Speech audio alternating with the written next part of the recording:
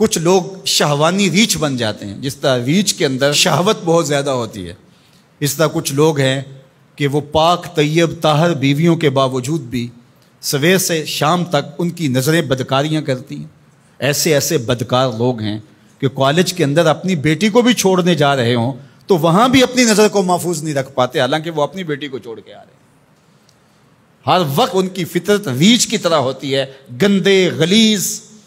تو یہ فطرت بدل گئی ہے۔ قرآن نے جو کہا نا اولئک کالانعام بل ہم اضل، یہ چوپائے ہو گئے، بلکہ فرمایا چوپایوں سے بھی بدتر ہو گئے۔ یہ چوپایوں سے بدتر کیا ہے؟ آپ نے چوپائے کو دیکھا ہوگا، جب اس کی جنسی خواہشات پروان چڑھتی ہیں اور وہ جنسی خواہشات کی تکمیل اور تسکین چاہتا ہے تو نر اپنے مادہ کو تلاش کرتا ہے۔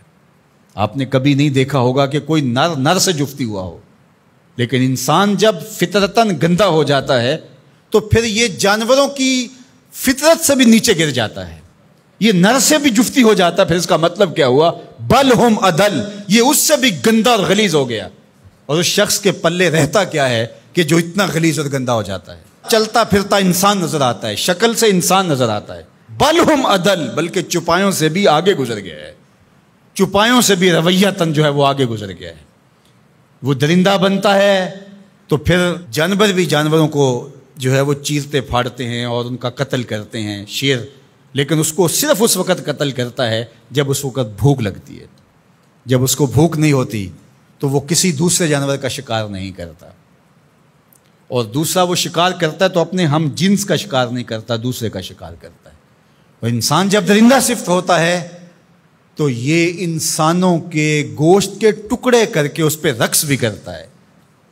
آپ تاریخ کی کہانی، اس نے اپنے سکے بھائیوں کو قتل کیا ہے، اس نے اپنی بیوی کو قتل کیا۔ یہ پچھلے دنوں کے اندر ایک خاتون کی کہانی پڑھی تھی، اس نے اپنے شوہر کو قتل کر کے ہنڈیا میں پکایا۔ تو پھر بل ہم اضل ہے نا، یہ چوپایوں سے بھی بدتر ہو جاتا ہے۔ درندہ ہوتا ہے درندگی میں، یہ چوپایوں سے بھی بدتر ہو جاتا ہے۔ یہ ماضی کے اندر جہاد کے نام سے جو کچھ ہوا، انسانوں کی قبروں سے نکال کر کے ان کی لاشوں کو چوراہوں پہ لٹکایا گیا۔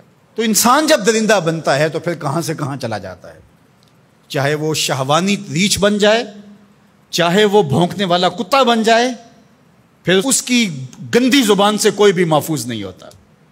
نہ ماں محفوظ ہوتی ہے، نہ باپ محفوظ ہوتا ہے، نہ بھائی محفوظ ہوتے ہیں، نہ بہنیں محفوظ ہوتی ہیں، اور نہ دوست محفوظ ہوتے ہیں، نہ معاشرہ محفوظ ہوتا ہے۔